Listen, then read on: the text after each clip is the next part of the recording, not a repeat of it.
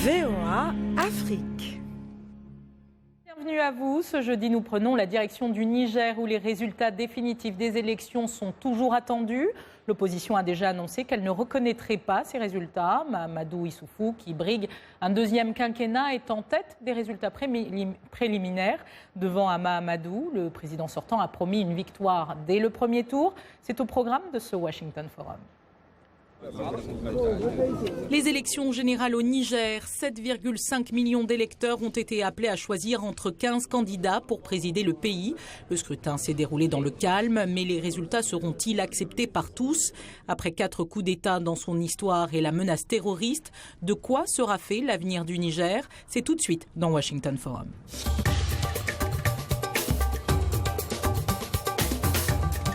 Washington Forum. Et on commence par jeter un œil sur ces premiers résultats préliminaires. Je vous le rappelle, il y avait 15 candidats en lice dans le trio de tête. Le président sortant Mahamadou Issoufou, il devance l'ancien président du Parlement Hama Amadou, qui est actuellement emprisonné, suivi de Seyni Oumarou, qui est un ancien Premier ministre, et enfin Mahaman Ousmane, qui clôt ce bal. C'était le premier président démocratiquement élu. Et nous rejoignons tout de suite à Niamey notre envoyé spécial Nicolas Pinault. Nicolas, vous êtes avec nous depuis Niamey. Vous avez suivi ce scrutin électoral. Quels sont les derniers résultats dont on dispose ? Bonsoir Tatiana, bonsoir à tous. Vous l'avez dit, les résultats pour le moment provisoires qui arrivent au compte-gouttes, mais la Commission électorale nationale indépendante qui ce jeudi a décidé de mettre les bouchées doubles. Pour le moment, près de 66% des résultats ont été dévoilés, c'est-à-dire 196 communes sur les 308 de ce scrutin. Et le trio de tête reste le même. Le président sortant, Mahamadou Issoufou, avec 49% des suffrages, suivi à 16% de Hama Amadou, le leader du Modène Lumana, et enfin Seyni Oumarou, le leader du MNSD Nassara, à environ 11%. Mais Tatiana, vous l'avez souligné, ces résultats sont contestés par l'opposition qui dénonce une mascarade et qui, justement, n'entend pas se laisser faire. Il y avait un point de presse ce soir de l'opposition réunie au sein de la COPA, la Coalition pour l'alternance, et cette Coalition pour l'alternance qui demande tout simplement l'arrêt de l'utilisation du site internet de la CENI, car selon la COPA, ce site internet ne reprendrait pas les vrais résultats, et la COPA qui menace à présent de ne pas reconnaître l'intégralité des résultats qu'elle décrit comme grotesques. Alors justement, Nicolas, comment est-ce que les Nigériens vivent cette lenteur dans la diffusion des résultats ? Une chose est sûre, Tatiana, quel que soit le parti politique pour lequel ils ont voté, tous les Nigériens s'inquiètent de cette lenteur. Beaucoup nous disent évidemment qu'ils n'ont jamais vu ça. Il faut savoir que normalement, selon Boubé Ibrahim, que nous avions interrogé avant le scrutin, le mardi soir, nous aurions dû avoir les premières tendances et nous sommes jeudi soir et nous n'avons toujours pas l'ensemble de ces résultats. Alors c'est vrai qu'il y avait 25 000 bureaux de vote, c'est vrai qu'il y a plus d'1 million de kilomètres carrés sur le territoire nigérien et que la logistique peut être compliquée, mais cela n'explique pas tout et cela renforce la suspicion de fraude ici dans le pays. Alors Nicolas, comment se comporte l'opposition ? Dès le début, elle avait annoncé qu'elle ne reconnaîtrait pas ces résultats. Est-ce toujours d'actualité et quel levier dispose-t-elle ? Est-ce que ce n'est pas prématuré aujourd'hui de déjà dénoncer des résultats ?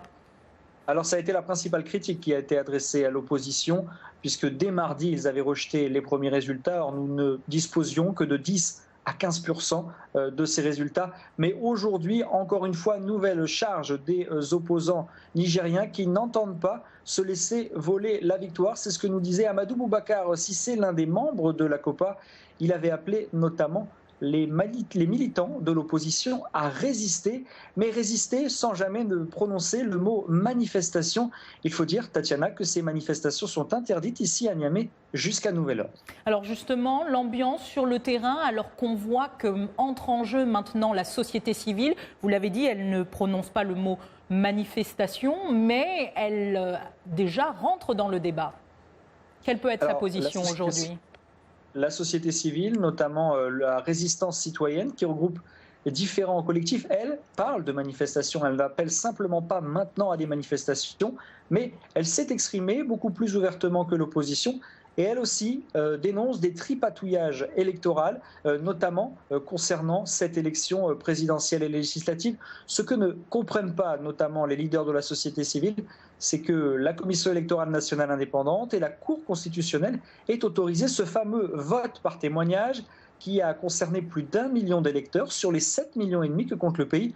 Le vote par témoignage, c'est une originalité nigérienne, puisque c'est le seul pays dans l'espace UEMOA, Union économique et monétaire ouest-africain, à utiliser ce vote par témoignage. Ce n'est pas nouveau, ça avait déjà été utilisé en 2011 notamment. Il s'agit pour un électeur qui a été recensé électoralement de pouvoir voter s'il n'a pas eu de carte électorale, mais si 2 électeurs d'un même bureau de vote peuvent témoigner de son identité. Et ça, l'opposition et la société civile ne l'acceptent pas, car selon eux, c'est la porte ouverte à de nombreuses fraudes. Merci Nicolas pour tous ces détails. Et pour ce grand rendez-vous démocratique, les électeurs nigériens se sont donc déplacés en masse dans les bureaux de vote. Malgré des retards et des soucis logistiques, ce scrutin du 21 février s'est déroulé dans le calme et la transparence selon les différentes missions d'observation. Mais à ce jour, toujours pas de résultat provisoire, on vient de le dire, ce qui alimente une suspicion grandissante envers la Commission électorale nationale indépendante. Reportage à Niamey de notre envoyé spécial Nicolas Pinault. 7,5 millions d'électeurs étaient appelés aux urnes, dont plus d'1 million ont pu voter par témoignage. Un dispositif controversé qui permet à un électeur de voter sans carte électorale si 2 personnes d'un même bureau de vote témoignent de son identité. Ce dimanche, les électeurs rencontrés par VOA Afrique sont heureux d'accomplir leur devoir citoyen. C'est très important pour nous. Pourquoi ?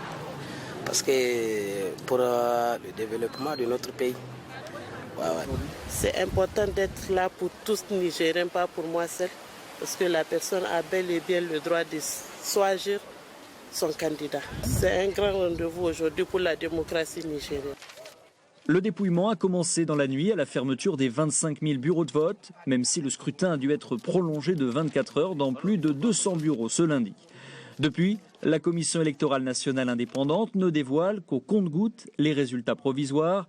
Déjà 4 jours que cela dure, l'opposition nigérienne rejette déjà ces résultats et appelle à la résistance. Mais on demande aux militants de résister, de ne pas accepter ce qui se passe, parce que c'est totalement contraire à ce qui a été exprimé par les urnes. La société civile nigérienne aussi a des doutes et pourrait appeler à des manifestations, même si elles sont interdites jusqu'à nouvel ordre.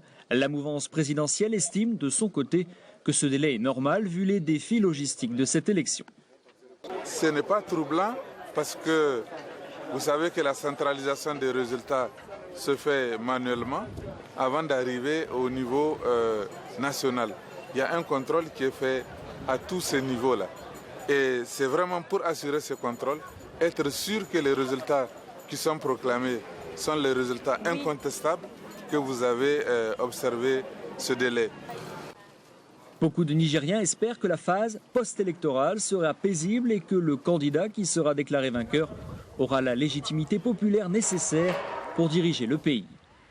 Nicolas Pinault, Niamey, VOA Afrique. Et avec nous sur ce plateau pour en parler, Ali Abou, vous êtes représentant des Nigérians ici à Washington Forum, ainsi que notre correspondant qui restera, notre envoyé spécial qui restera avec nous. Alors, vous avez suivi ce scrutin, qu'en avez-vous pensé ? En fait, comme vous avez passé certains de nos compatriotes ici sur certaines interrogations que vos agents faisaient sur le plateau au Niger. C'est une première, je dirais, sur ces élections. Jamais on en a vu des résultats tant attendus par la population, mais hélas, des suspensions par-ci et par-là et un report de à peu près de 72 heures. Parce que le vote s'est étalé jusqu'à lundi. Exactement, le vote a été prolongé jusqu'à lundi. Donc, je dirais que c'est vraiment une grande première. Beaucoup de gens, pas moi seul, pensent qu'il n'y a pas eu vraiment une organisation parfaite si on se réfère de ce qui se passait dans les autres élections passées où la CENI, ou le lendemain, déjà, vous pouvez avoir certaines informations. Ce cas-ci est différent. Pour une fois encore, comme je dis, c'est une grande Mais première. vous trouvez qu'elles ont été bien organisées globalement, oui ou non? Organisées globalement, je dirais non, à partir du moment où vous avez déjà un retard. Si quelque chose a été bien organisé, ça devrait être meilleur dans le passé, ou bien ne serait-ce avoir en tout cas certaines informations pour nous, surtout ceux de la diaspora qui sont en dehors du pays, avoir certains résultats, avoir certaines meilleures organisations. Alors justement, la diaspora, est-ce qu'ici à Washington, elle a été mobilisée? Est-ce qu'il y avait du monde dans les bureaux de vote ici présents aux États-Unis, par exemple? C'est une première ici à Washington. Je ne peux parler que de Washington, où je suis le président des Nigériens résidant à Washington, D.C. et Virginie. Je dirais oui, on en avait vraiment fait de notre mieux pour avoir assez de monde dehors venir voter. Oui, notre ambassade ici a mis les moyens à nous autres et nous a donné le local et tout ça. Oui, il y a eu pas mal de gens. En tout cas, le nombre qu'on espérait, oui. Alors, Nicolas Pinon, on va revenir vers vous. Est-ce qu'à Niamey, vous avez eu des explications officielles sur le délai qu'il faut pour pouvoir publier tous les résultats? Est-ce qu'il y a un code électoral qui précise quelque chose? Alors, tout simplement, concernant les explications qu'on donne ici, Tatiana, on nous parle de défis logistiques. Évidemment, le manque d'électricité parfois, les très longues distances, notamment dans des régions comme Tawa ou Agadez. Et on explique déjà par là la première difficulté. L'autre difficulté est peut-être plus technique, c'est-à-dire que certains procès-verbaux sont contestés, ou alors certains procès-verbaux, il n'y a pas tout simplement les assesseurs ou les délégués des partis politiques qui sont présents pour signer, et donc cela engendre du retard. Mais ces explications ne satisfont personne, à la fois la classe politique nigérienne et surtout les Nigériens dans la rue, qui encore une fois sont évidemment très surpris qu'on ne puisse pas finalement donner des résultats beaucoup plus tôt. Et l'élément important aussi, Tatiana a rappelé, on parlait du vote par témoignage tout à l'heure, c'est que dans la loi électorale, le vote par témoignage, normalement, n'est pas inclus. Cette élection devait se faire sous la biométrie, il devait y avoir un recensement biométrique pour pouvoir délivrer, et ce n'est pas le cas, et c'est pour ça aussi que ce vote par témoignage a été remis en catastrophe. C'est un vote traditionnel ici, mais pour cette élection de 2016, il n'aurait pas dû avoir lieu, et c'est aussi l'un des reproches que l'on fait à la Commission électorale nationale indépendante. Alors, vous, exactement, il vient de préciser que ça aurait dû être un vote biométrique. Comment est-ce que vous percevez tous ces couacs qui, au final, donnent une élection où, aujourd'hui, on a du mal à en extirper les résultats? Comment est-ce que vous... Je reviendrai sur cela par rapport à votre question de tout à l'heure en me demandant comment l'organisation en général, je pense, a été faite. Je pense qu'on est au XXIe siècle, comme disait M. Nicolas. Je n'irai pas jusqu'à dire que c'est mal organisé, mais franchement, on ne s'attendait pas à... Je pense que au total, ce n'est vraiment pas l'espérance de tout un chacun. On s'attendait à un d'abord recensement plus organisé. Nous n'en avons pas eu. Des cartes d'électeurs ont été envoyées par-ci, par-là, pas dans les bonnes directions, pas là où on devrait les recevoir, en retard et tout ça. Je pense qu'en général, on dira qu'on mérite mieux. Ça aurait dû être mieux organisé. Alors, on va poser cette question à M. Assoumana Malam Issa. Vous êtes parlementaire, vous êtes en direct par téléphone avec nous depuis Niamey. Bonsoir. Bonsoir, madame. Comment est-ce que vous avez perçu ces élections? Le scrutin a été calme, mais il y a cette polémique autour notamment de ce vote par témoignage, de cette lenteur des résultats. Comment est-ce que vous avez perçu ce scrutin? Merci madame, je profite pour dire bonsoir aux téléspectateurs et particulièrement aux Nigériens de la diaspora qui seraient certainement en train de nous écouter en ce moment. Oui madame, je reconnais que le vote a été très calme, le scrutin a été un scrutin paisible, très calme, mais il faut le reconnaître, tout le monde a reconnu et admis qu'il y a eu des insuffisances du point de vue logistique parce que la plupart des bureaux de vote, notamment dans les grandes villes, n'ont ouvert qu'à 11h, 12h au lieu de 8h, c'est-à-dire avec 2 à 3 heures de retard. Certains même ont ouvert l'après-midi et d'autres n'ont même pas pu voter le jour du 21 février et le vote a dû être reporté suite à un arrêté de la CENI pour le lendemain. Ça, ce sont des difficultés logistiques. Mais sur la lenteur des résultats? Et la lenteur des résultats, effectivement, on ne saurait vous dire qu'est-ce qui se passe parce que généralement, 48 heures, 72 heures après les élections, surtout les élections présidentielles, les résultats globaux provisoires sont donnés. Et cette fois-ci, je crois qu'on peut mettre ces retards-là à l'actif des mêmes difficultés logistiques parce que certains bureaux de vote ne sont fermés que le lundi soir. Et pour transmettre les résultats, même au niveau des communes, il a fallu attendre hier, mercredi. Donc la transmission est du coup impactée, ce qui fait que le délai est rallongé. Mais ce n'est pas du goût de tout le monde, même ceux qui attendent le plus. Effectivement, nous l'avons perçu. Nous continuerons à débattre de ces résultats, de cette lenteur. On va d'abord, très bien, on va revenir là-dessus en deuxième partie d'émission. On va d'abord marquer une courte pause et on se retrouve tout de suite après pour la suite.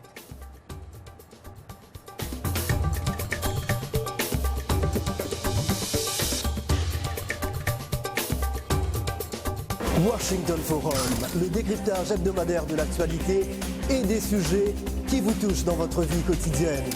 Débat en profondeur, interactif, aller au-delà de la nouvelle. Une perspective à partir de Washington sur des questions importantes. De Kinshasa à Abidjan via d'autres capitales mondiales. Washington Forum. Washington Forum. Depuis Washington jusqu'à chez vous, en passant par d'autres parties de la planète, Washington Forum, votre rendez-vous sur la VOA.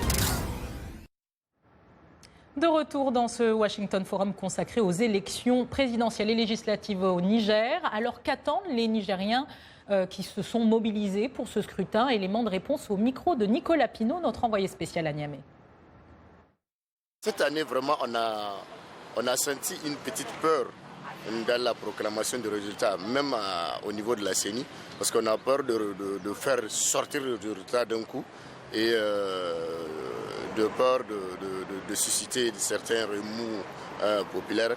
Je ne sais pas pourquoi. Bon, le vote, ça s'est passé très bien, dans le calme et la sérénité. Et le vote que je vis cette année, je n'ai jamais vu ça, je n'ai jamais entendu depuis le temps de Diori jusqu'à nos jours. Ce qu'on a fait le dimanche, là, vraiment, la population nigérienne est sortie massivement pour voter. Ouais, c'est inquiétant, très inquiétant. Nous voulons la paix et un très bon déploiement pour que l'opposition et la majorité soient satisfaits. S'il y a des fraudes quand même, je pense qu'il y a des preuves à réaliser. Surtout aujourd'hui, on ne peut pas parler de fraude dès lors que dans chaque bureau, tout le monde a des représentations dans chaque bureau. De retour avec nos invités. Assouma Malam Issa, vous êtes toujours en direct depuis Niamey avec nous. Alors vous étiez en train de nous expliquer comment a fonctionné ce vote par témoignage. Oui, madame, je souhaite franchement, je vais vous l'expliquer en toute sincérité, que les téléspectateurs qui nous écoutent soient très attentifs. En fait, de quoi s'agit-il? Lorsqu'il s'était agi de faire le fichier biométrique, donc l'objectif était de doter chaque Nigérien d'une carte électeur qui peut en même temps servir de carte d'identité parce qu'il y aura sa photo, donc il n'aura pas besoin de témoignage pour aller voter. Il s'est fait qu'au bout du chemin, on s'était rendu compte qu'on ne pourrait pas avoir le fichier biométrique avant la date butoir du 21 février, c'est-à-dire avant les élections de 2016. Donc le délai était trop court. Le délai était très court parce qu'il fallait choisir l'opérateur au moins un an avant le scrutin et ça n'a pas été fait. Donc on a dit qu'il faut revenir à l'ancienne formule. Or, moi en tant que parlementaire, j'ai participé à l'adoption d'une loi relative au fichier biométrique. Donc qui n'inclut pas le recours au témoignage, ni au recensement par témoignage, ni au vote par témoignage. Dès qu'on était revenu à l'ancien système, ça veut dire que systématiquement la loi qui s'applique au vote serait la loi qui s'appliquait au vote d'antan. Et de 93 à aujourd'hui, on a toujours voté par témoignage comme on a toujours fait de recensement par témoignage. Très bien. Alors, il aurait fallu, alors madame, il aurait fallu qu'on modifie cette loi-là parce qu'elle est consacrée au fichier biométrique, ce qui n'a pas été fait. Et le Niger a une particularité, c'était le Conseil national de dialogue politique qui est une instance qui permet à tous les partis politiques de s'asseoir et de régler les problèmes qui se posent. Et c'est poser le problème et à l'unanimité, ils ont dit qu'il faut s'adresser à la CENI pour que la décision soit prise par la CENI. Quand on se soit adressé à la CENI a dit oui, je ne peux pas prendre la décision, il faut que je me réfère à un arbitre. Effectivement. Je vous explique. Merci en tout cas pour tous ces détails. On va continuer puisque le Niger, à travers cette élection, rencontre plusieurs défis, notamment celui de la sécurité. Le pays reste une des cibles privilégiées des mouvements terroristes et le gouvernement peine à protéger toutes ces différentes frontières. C'est un récit de John Linden. Nous reviendrons sur le sujet de John Linden avant. Est-ce que vous voulez réagir justement aux enjeux vous êtes avec nous, Ali Abou. Voulez-vous réagir aux enjeux qui attendent le prochain président? Bon, les enjeux, une réaction d'abord, c'est trop dire parce que jusque-là, les résultats ne sont pas sortis. Mais cette élection comporte quand même des enjeux majeurs. Oui, définitivement. Il y aura des enjeux à partir du moment où il y aura des frustrations qui viendront d'un côté ou de l'autre. Comme l'a dit le président sortant, à la fin de ces élections, le Niger sera le gagnant. Oui, c'est vrai. Mais qu'est-ce que le gouvernement en place, qu'est-ce qu'ils ont donné dans cette organisation des élections? Quelle confiance le peuple a senti envers eux? Qu'est-ce que le dialogue qui va sortir en fin de ces résultats, qu'est-ce que ça va être? Alors justement, ça aussi sera un grand dilemme. Alors justement, avant ce dilemme, d'abord des défis et celui de la sécurité. Tout de suite, le sujet de John Linden. Attentat du Splendide au Burkina. Attaque contre l'hôtel Radisson à Bamako. Au Niger, depuis quelques mois, la peur du terrorisme fait partie du quotidien. Les Nigériens craignent d'être la prochaine cible d'AQMI. Le rendez-vous avec les urnes accentue ces appréhensions. Bien que les dirigeants du Niger aient évacué les zones les plus risquées, les frontières sont poreuses et font craindre le pire. Le gouvernement a pris un certain nombre de mesures. Couvre-feu et état d'urgence sont instaurés à Difa, où des milliers de soldats patrouillent et où la circulation des engins à 2 roues est interdite. Nous avons cette capacité de sécuriser l'ensemble des bureaux de vote et ce n'est pas la première fois qu'on le fait. Les menaces, les zones où nous avons les menaces ont été renforcées et nous pensons pouvoir tenir à l'aise ce pari de la sécurisation du vote dans ce pays. Le Niger fait déjà l'objet d'attaques multiples et sporadiques des terroristes de Boko Haram sur sa frontière sud avec le Nigeria. Le groupe, qui fait allégeance à l'État islamique, a lancé sa première attaque en février 2015. Près de 100 000 personnes dans le sud-est ont été chassées de leur foyer en janvier après des attaques transfrontalières. Le pays sert aussi de refuge pour les déplacés des pays voisins. Le Niger fait partie d'une force régionale de lutte contre Boko Haram. Elle compte 8 700 hommes. Au cours des 3 dernières années, les pays occidentaux ont renforcé leur présence militaire au Niger. Depuis 2013, les États-Unis ont une base de drones pour surveiller AQMI et d'autres activités terroristes. Pour l'instant, aucun incident majeur n'est venu entacher le scrutin. La menace terroriste sera toutefois l'un des dossiers épineux que le prochain président du Niger aura. Alors, Nicolas Pineau, vous êtes toujours en direct depuis Niamey. Comment les Nigériens ont-ils vécu ce scrutin avec cette épée de Damoclès qui est la menace terroriste? Est-ce qu'on le ressent lorsqu'on est à Niamey? C'était surtout les populations de Difa qui sont en contact direct avec la menace Boko Haram. Un plan de sécurisation de la capitale Niamey avait été mis en place pour ces élections. Il a parfaitement fonctionné. Mais pour revenir aux défis sécuritaires du Niger, on va dire que Boko Haram, c'est une menace à court terme. Ce qui inquiète depuis plusieurs années le Niger, c'était évidemment le chaos libyen depuis la chute de Mouammar Kadhafi. On sait que l'armée française a installé un poste avancé près de la frontière libyenne à Manana. Et c'est vraiment ce qui inquiète tout le monde ici, c'est cette menace libyenne, ce chaos. On annonce actuellement que, évidemment, le groupe État islamique pourrait s'implanter plus facilement en profitant de ce chaos libyen. Et c'est vraiment ce qui inquiète. De l'autre côté, le président Issoufou parle souvent d'un triangle, finalement, pour les voisins maliens, nigérians et libyens. C'est évidemment AQMI. John l'a rappelé dans son reportage, avec l'attaque de Bamako et de Ouagadougou. C'est toujours une possibilité.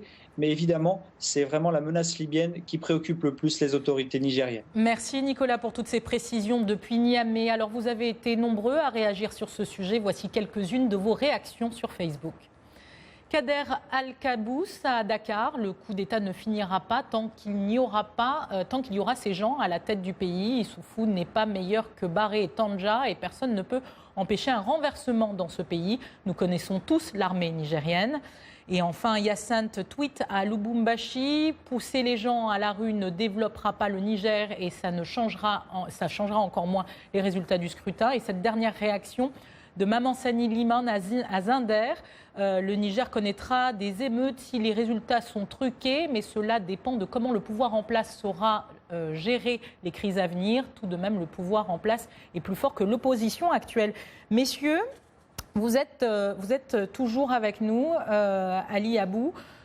Comment est-ce que vous réagissez à ce dernier commentaire de Facebook qui dit que les coups d'État, finalement, sont encore un risque au Niger ? Sur ce sujet, ce serait un peu... je ne sais pas, je ne pourrais pas vous dire exactement, parce que comme le disait l'auteur de ce passage, on connaît tous l'armée nigérienne. Ils ont fait vraiment... ils se sont fait connaître, vous voyez, à tout moment. 4 coups d'État dans l'histoire du Niger. Exactement, 4 coups d'État, et c'est à des moments souvent où le moindre qu'on ne s'attend, où ça vient souvent de là où on ne s'attend pas du tout.